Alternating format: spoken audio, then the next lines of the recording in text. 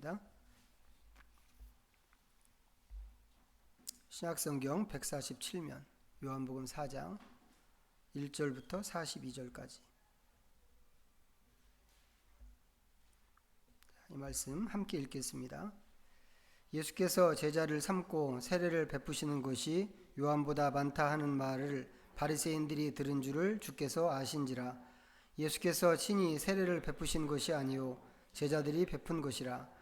유대를 떠나사 다시 갈릴리로 가실새 사마리아를 통과하여야 하겠는지라. 사마리아에 있는 수가라 하는 동네에 이르시니 야곱이 그 아들 요셉에게 준 땅이 가깝고 거기 또 야곱의 우물이 있더라. 예수께서 길 가시다가 피곤하여 우물 곁에 그대로 앉으시니 때가 6시쯤 되었더라.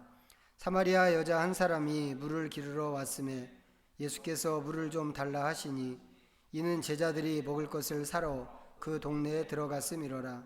사마리아 여자가 이르되 당신은 유대인으로서 어찌하여 사마리아 여자인 나에게 물을 달라이까 하나이까. 이는 유대인이 사마리아인과 상동하지 아니함이로라. 예수께서 대답하여 이르시되 내가 만일 하나님의 선물과 또 내게 물 좀 달라 하는 이가 누구인 줄 알았더라면 내가 그에게 구하였을 것이요 그가 생수를 내게 주었으리라. 여자가 이르되 주여 물 기를 그릇도 없고 이 우물은 깊은데 어디서 당신이 그 생수를 얻게 싸움나이까. 우리 조상 야곱이 이 우물을 우리에게 주셨고 또 여기서 자기와 자기 아들들과 짐승이 다 마셨는데 당신이 야곱보다 더 크니이까. 예수께서 대답하여 이르시되 이 물을 마시는 자마다 다시 목마르려니와 내가 주는 물을 마시는 자는 영원히 목마르지 아니하리니 내가 주는 물은 그 속에서 영생하도록 솟아나는 샘물이 되리라. 여자가 이르되 주여 그런 물을 내게 주사 목마르지도 않고 또 여기 물 기르러 오지도 않게 하옵소서. 이르시되 가서 내 남편을 불러오라. 여자가 대답하여 이르되 나는 남편이 없나이다. 예수께서 이르시되 내가 남편이 없다 하는 말이 옳도다. 너에게 지금 있는 자도 내 남편이 아니니 내 말이 참되도다.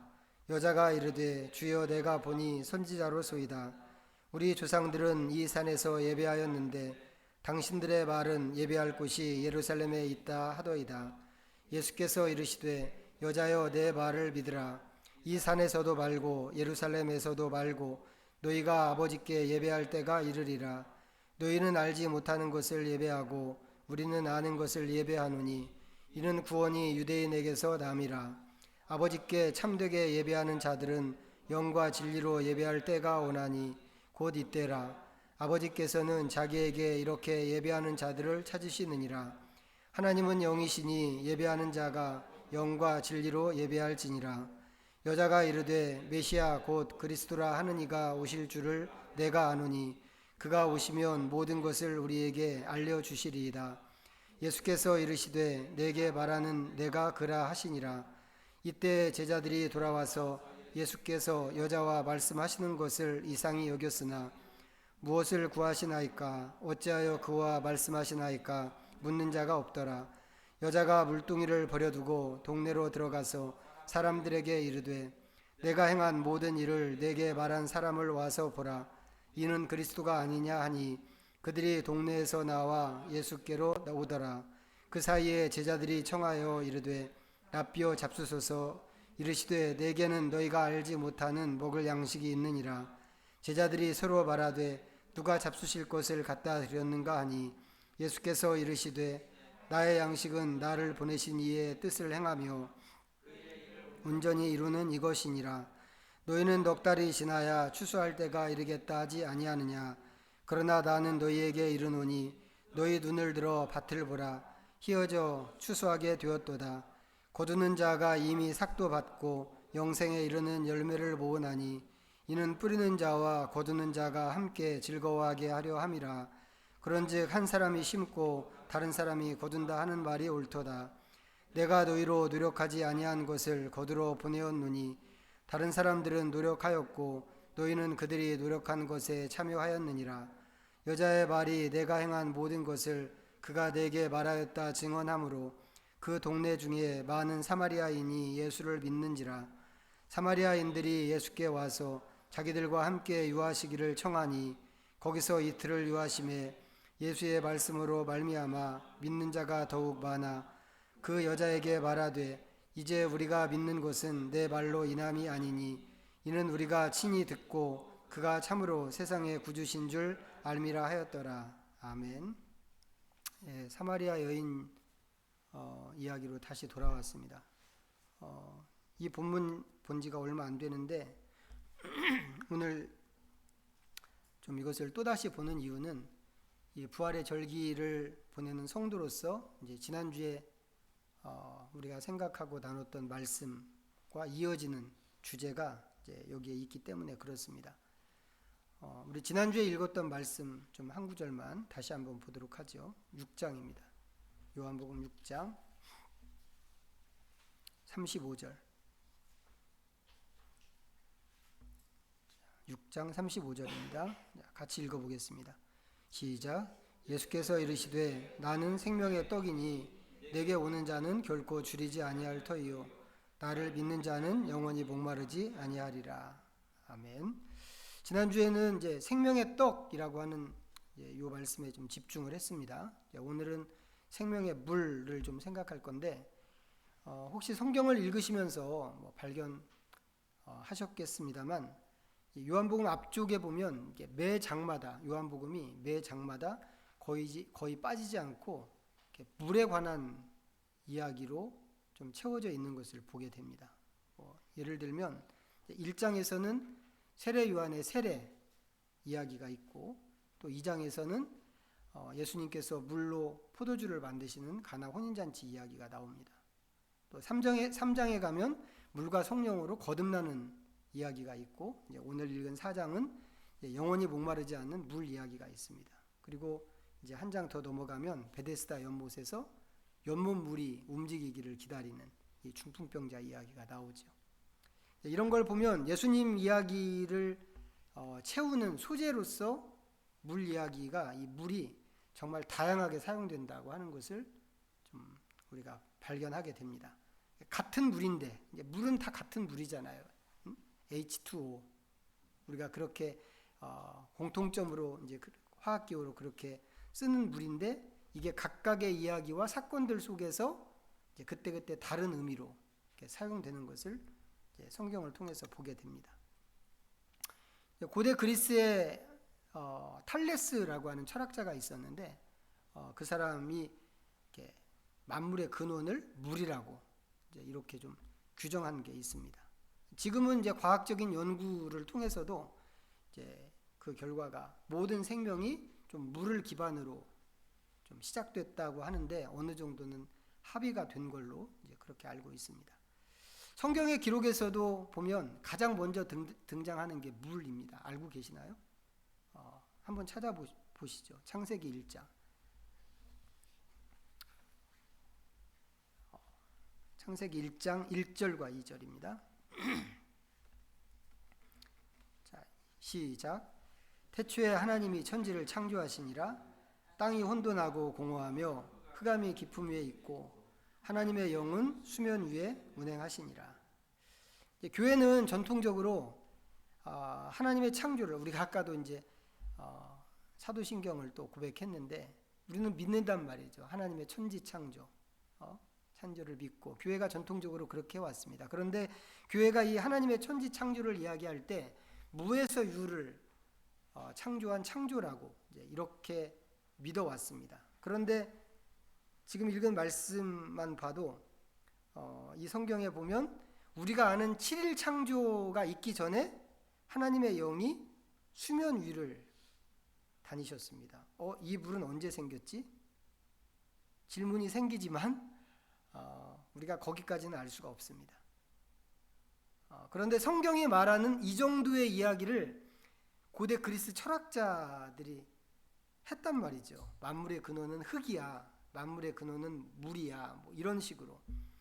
그 사람들이 이걸 어떻게 알았지? 되게 저는 궁금하거든요. 궁금한데 또 한편으로 생각하면 하나님께서 인간에게 주신 지혜가 이 정도로 특별하다고 하는 그런 증거가 아닐까 싶은 생각이 듭니다. 하나님께서 주신 물질이 다 중요하죠. 다 중요한데 이제 그 중에서도 물은 더 특별하죠. 더 특별하고 더 신비스러운 그런 물질이라는 생각이 듭니다. 우리 몸의 70%가 물로 되어 있다고 하는 것도 좀 그런 것이고, 또 모든 생명체가 물이 있어야만 그 생명을 유지하죠. 그것도 정말 특별한 일입니다. 지난주에 이 생명의 빵을 이야기하면서 예수님께서 당신 스스로를 생명의 빵이라고 이렇게 말씀을 하셨지만, 실제로 우리가 먹는 모든 빵, 모든 밥은, 모든 음식은 생명의 양식일 수밖에 없다고 하는 것을 이제 지난주에 그 말씀을 하면서 같이 말씀드렸는데, 이게 안 먹으면 죽는 거기 때문에 그렇단 말이죠. 빵 한 조각이라도 그것은 분명히 생명의 빵입니다. 근데 같은 차원에서 봐도 어떻게 보면 빵보다 더 중요한 게 물이겠다 싶은 겁니다. 밥은 안 먹고도 뭐 40일도 사는 사람이 있고 뭐 90일을 살았다는 사람도 있지만, 물을 안 마시고는 뭐 2, 3일도 살 수 없는 게 우리들이기 때문에 그렇습니다. 아프리카에 사는 사람들 보셨죠? 그 사람들 물을 구하기 위해서 막 10리, 20리씩 먼 길을, 그런 장면 우리가 다 본 적이 있습니다. 뭐 텔레비전에서 영상으로 보여주기도 하고, 또 어떤 뭐 구호 단체에서 좀 협력해 달라고 요청을 하면서 뭐 그런 영상을 보여주기도 하는데, 그 사람들이 그렇게 멀리까지 걸어가서 길어오는 물이라고 하는 게 어떤 물이에요? 우리한테는 거의 먹을 수 없는 흙탕물에 가깝단 말이죠. 그런 물은 오히려 마시면 병이 날 것 같고, 뭐 우리는 그런 물로 손도 씻을 것 같지 않은 그런 물인데, 그 사람들이 그런 물을 길어다가 먹습니다. 그것도 한 번만이 아니죠. 매번 그런 물도 마셔야만 하는 겁니다. 그래서 매일같이 그런 물을 기르러 먼 길을 갑니다. 그렇게 하는 이유는 그런 물이라도 안 마시면 죽기 때문에 그런 것입니다. 그런 점에서 모든 물은 생명의 물이다 라고 하는 게 맞는 것 같습니다. 예수님께서 사마리아 여인에게 이제 그렇게 소중한 물 이야기를 하신 겁니다. 그런데 예수님이 말씀하시는 물은 더욱더 특별한 물이죠. 어떻게 특별한가? 오늘 한 3가지 정도로 좀 그것을 생각하려고 하는데, 14절에 있는 것처럼 첫 번째로 꼽을 수 있는 게, 이 물은 예수님께서 주시는 물이기 때문에 특별합니다. 어떻게 보면 예수님만 주실 수 있는 그런 물입니다. 이 이야기의 시작 부분에서 예수님은 물을 얻어 마셔야 하는 그런 분으로 등장을 하십니다. 물을 주는 분이 아니란 말이죠. 얻어 마셔야 하는 분입니다. 그래서 여인을 처음에 만났을 때 예수님의 첫 마디가 물 좀 달라, 이것이었단 말이죠. 하루 종일 긴 여행에 지쳐서 쉬고 있는 그런 상태였고, 예수님께서 그런 상태에서 여인에게 물 좀 달라고 그러셨습니다. 예수님은 그렇게 물을 얻어 마셔야 하는 나그네로 지금 이야기에 등장을 하십니다. 그 물은 지친 예수님한테는 너무 필요한 물이죠. 그런데 그 다음 이야기, 예수님께서 이제 지난번에 제가 질문했단 말이죠. 예수님이 이 물을 얻어 마셨나? 이 이제 다음 이야기인데, 그 다음 이야기가 성경에 생략되어 있습니다. 이 장면 자체가 성경에서 싹 사라져 버렸습니다. 왜 그럴까? 아마도 요한복음 저자한테 그게 그다지 그렇게 중요한 문제가 아니었기 때문에 생략했을 거라고 생각합니다.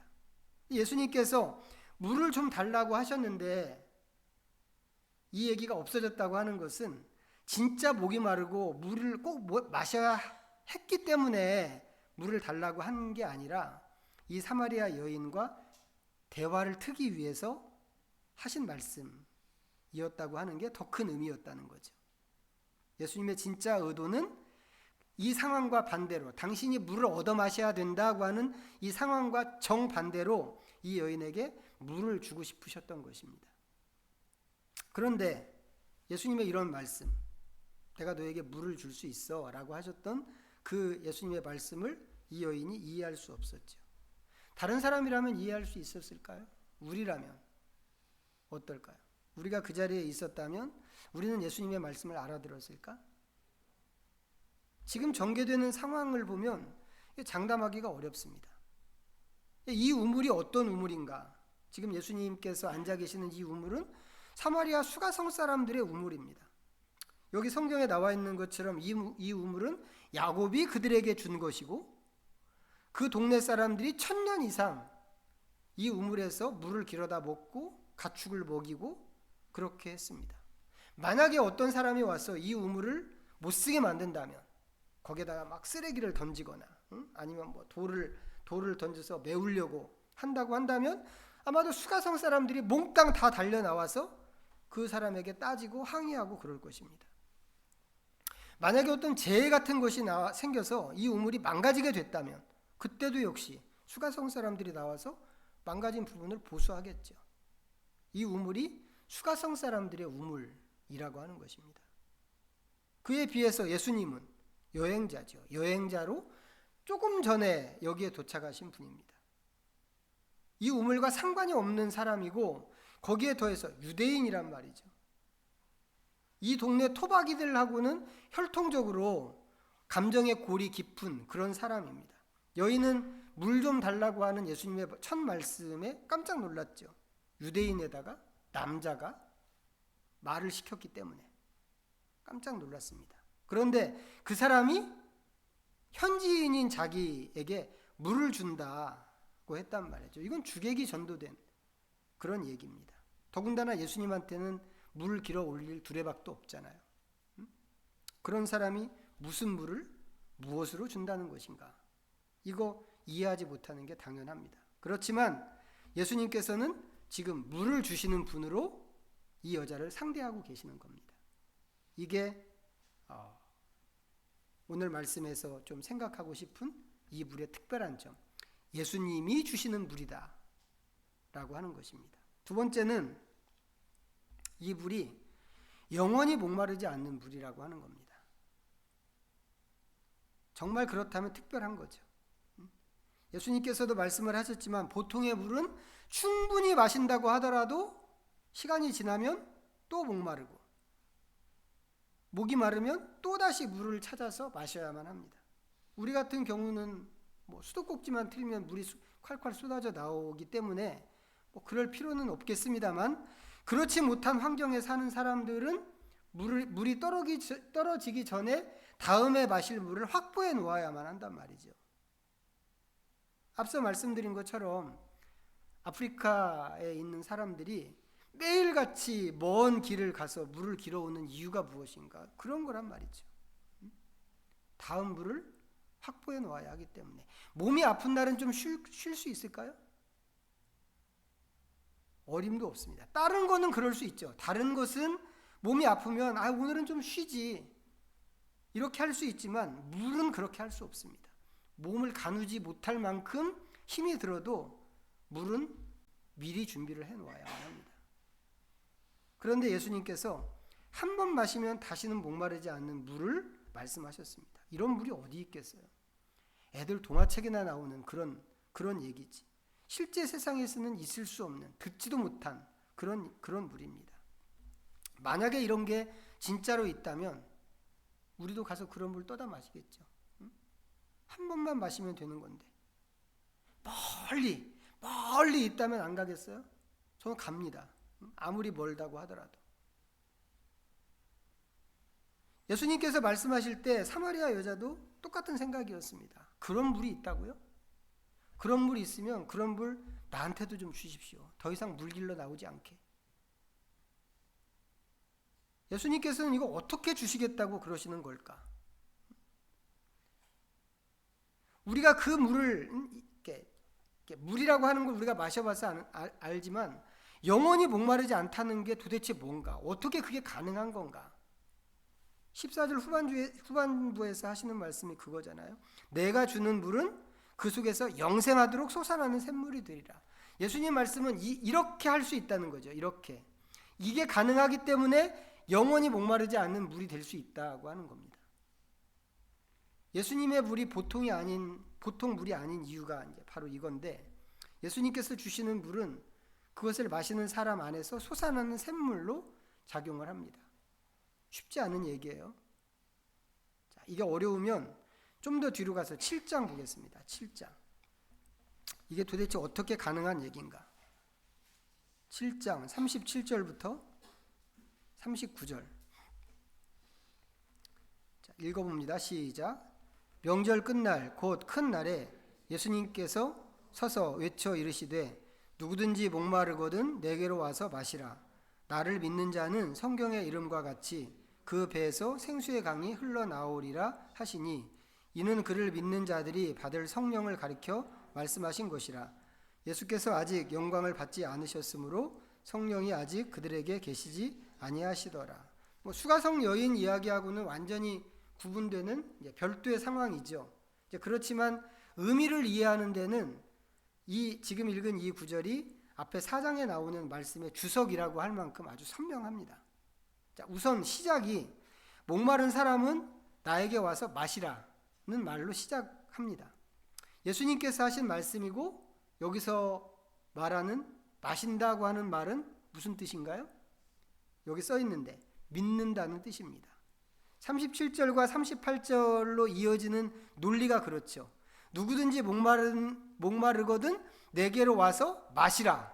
나를 믿는 자는 성경의 이름과 같이 이렇게 되어 있단 말이죠. 나에게 와서 마시라 그랬으면 나에게 와서 마시는 사람은 그 배에서 생수의 강이 흘러나올 거야. 이렇게 얘기해야 말이 맞잖아요. 그런데 마시라는 말은 쏙 없어지고 나를 믿는 자는 이렇게 되어 있습니다. 아, 마신다는 말이 여기서는 믿는다는 뜻이구나. 알 수 있습니다. 이때 예수님께서 주시는 물이 어떻게 솟아나는 샘물인가? 이게 이제 우리의 질문인데 4장에서는 7장에 있는 이 구절에 의하면 그것은 믿음 때문에 그렇게 되는 것이다 라고 연결을 지을 수 있다는 겁니다. 믿는 사람은 그 배에서 생수의 강이 흘러나오는데 이것이 영생하게 하는 샘물이고 이 샘물은 우리가 알고 있는 보통의 샘물이 아니라 성령을 가리키는 말씀이다 라고 하는 것입니다. 인간을 포함해서 모든 생명체는 물이 있어야 합니다. 물 공급이 안 되면 우리는 시들시들 하다가 죽어버립니다. 하지만 거의 죽게 된 상태로 말라 비틀어진 그런 것도 물이 공급되면 금방 생기가 돌아오는 것을 알고 있죠. 우리가 다 경험을 해봤습니다. 이 생명체의 특징입니다. 물론 이제 자유롭게 움직이고 뭐든지 활동하고 이렇게 하려면 영양이 공급돼야 되고 먹이가 공급되고 이렇게 해야 되지만 눈도 못 뜨는 그런 상태에서는 물만 한 모금 넣어줘도 눈을 뜨고 살아있다는 표시를 하게 된단 말이죠. 식물의 경우는 이게 더 분명하죠. 완전히 말라서 죽었나 싶은 그런 식물도 물을 부어주면 금방 힘을 내고 살아난다고 하는 것을 우리가 다 알고 있습니다. 예수님께서 오늘 말씀에서 그런 차원의 물을 말씀하시는 것입니다. 하지만 이 물이 예수님께서 말씀하시는 물이 물질로서의 물은 아니라고 그랬죠. 이건 궁극적으로 성령님을 이야기하는 것이고 우리는 그것을 믿음으로 마시는 겁니다. 그렇기 때문에 이 물은 예수님이 말씀하시는 물은 육체를 살리기 위해서 마시는 그런 물도 아닙니다. 오히려 뭐예요? 무슨 물이겠어요? 이 물은 우리의 속사람을 위한 물이고 이 물이 없으면 우리의 속사람은 점점 말라 비틀어지게 된다고 하는 것이죠. 반대로 이 물을 받아 마시면 성령님께서 우리 안에서 영원히 솟아나는 샘물이 되어주시는 겁니다. 우리가 초대교회 영성을 이야기하면서 계속해서 속사람을 강조하는데 우리의 속사람이 예수님을 닮아가고 예수님만큼 자라가는 데 있어서 무엇이 필요하고 무엇이 중요한가? 이것만큼 필요하고 중요한 것이 없다고 하는 것입니다. 그렇기 때문에 이것이 오늘 말씀하는 예수님이 말씀하는 이 영원히 목마르지 않는 이 물이 우리한테는 목마른 사람의 갈망이 되어야만 하겠다고 하는 것이죠. 이 물을 어떻게 얻을 수 있을까요? 다시 4장 본문으로 돌아가서 보면 이게 이제 이 물이 갖고 있는 세 번째 특별한 점인데 10절입니다. 10절 한번 읽어보죠. 4장 10절 시작. 예수께서 대답하여 이르시되 내가 만일 하나님의 선물과 또 내게 물 좀 달라 하는 이가 누구인 줄 알았더라면 내가 그에게 구하였을 것이요 그가 생수를 내게 주었으리라. 구하면 주신다고 하는 게 예수님의 약속입니다. 수가성 여인은 이 약속을 믿었던 것 같아요. 그래서 즉시 구했습니다. 주여 그런 물을 내게 주사 목마르지도 않고 또 여기 물길러 나오지도 않게 하옵소서. 모든 인간은 내면에 어느 정도의 나름대로의 목마름을 갖고 있습니다. 갖고 싶어 라고 하는 그 목마름. 물이 없어서 목마른 게 아니고 물 위에 다른 것에 대한 그런 목마름이 있단 말이죠. 우리도 예외는 아니라고 생각을 합니다. 하지만 우리에게 있어서 진짜 있어야 하는 진짜 중요한 목마름은 다른 것, 나는 무엇을 갖고 싶어, 뭐를 하고 싶어 이런 목마름이 아니라 영혼에 대한 목마름이어야 한다고 하는 것이죠. 왜요? 이게 영생의 문제이기 때문에 그렇습니다. 그런데 오늘 본문에 의하면 예수님께서 영생하는 생수를 먼저 약속하셨습니다. 너무 다행이죠, 우리한테는. 수가성 여인보다 우리한테 이 말씀이 더 다행입니다. 왜냐하면 알지도 못하는 것을 먼저 약속해 주셨고 우리는 구할 수 있기 때문에 그렇습니다. 그럼 우리한테 필요한 것이 무엇일까? 예수님 말씀하신 이 사실을 먼저 믿는 믿음이 필요하겠죠. 그리고 예수님 말씀하신 것처럼 그 믿음으로 구하는 것입니다. 무엇을요? 무엇을 구하라는 건가요? 성령을 구하라는 것이죠. 성령을. 예수님께서 복음서의 다른 말씀에서 보면 너희가 간절히 구하면 아비가 자식에게 좋은 것을 줄 줄 아는 것처럼 하나님께서 너희에게 좋은 것을 주시는 아버지이신데 너희가 간절히 구하면 좋은 것, 성령을 주시지 않겠느냐고 말씀하신 적이 있습니다.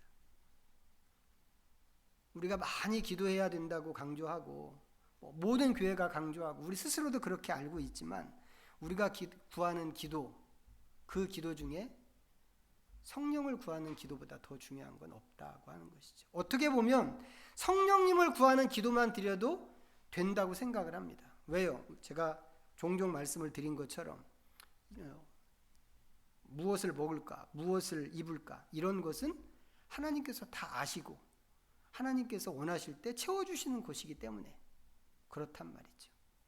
우리는 그의 나라와 그의 의를 먼저 구하는 사람들이 되어야 하는데 그 중에서 빼놓을 수 없는 것이 성령 하나님, 영원한 생물, 솟아나는 샘물로 생명을 주는 물로서 성령님을 구해야 한다고 하는 것입니다. 솟아나는 샘물로 일하시는 성령과 함께라면 사실 다른 것은 문제될 게 없습니다. 사람들이 이 세상에 있는 모든 사람들이 다 마찬가지라고 생각하는데 사람들이 나는 왜 이렇게 허전하지? 그런 허전함, 목마름 이런 것들은 사실 하나님의 자리이기 때문에 생기는 허전함이거든요. 근데 그것을 이제 알지 못하는 사람들은 그 허전한 자리를 채우기 위해서 어떤 사람은 막 출세하려고 애를 쓰고 어떤 사람은 돈을 벌이려고 애를 쓰고 어떤 사람은 막 취미 생활을 하는 것으로 애를 쓰고 그러는 것이죠. 그러나 정말 중요한 것은 그 자리는 그런 걸로 채워지는 게 아니다라고 하는 것입니다. 왜요? 그 자리는 하나님의 자리이기 때문에 그렇습니다. 하나님으로 채워지지 않는다면 인간은 어떤 것을 가져도 이 목마름에 허덕이는 존재로 살 수밖에 없습니다. 예수님께서 주시는 이 목마르지 않는 물은 그렇기 때문에 우리한테 필요한 것이죠. 아무쪼록 이 의미를 우리가 좀 잘 이해할 수 있으면 좋겠습니다. 잘 이해해서 우리의 전생에서 매일 이 물을 기르러 가는 사람들이 되면 얼마나 좋을까 하는 생각이 듭니다. 그리고 매 순간 이것을 갈망하고 추구하고 이 물을 마시면 얼마나 좋을까 생각을 합니다. 그렇게 하면 우리의 속사람이 성경에 말씀하시는 그 이상으로 생기가 넘치고 예수님의 수준으로 자라가고 단련되고 할 것이기 때문에 그렇습니다. 기도하겠습니다. 오늘 말씀 잠시 생각하면서 하나님 앞에 묵상으로 나갑니다.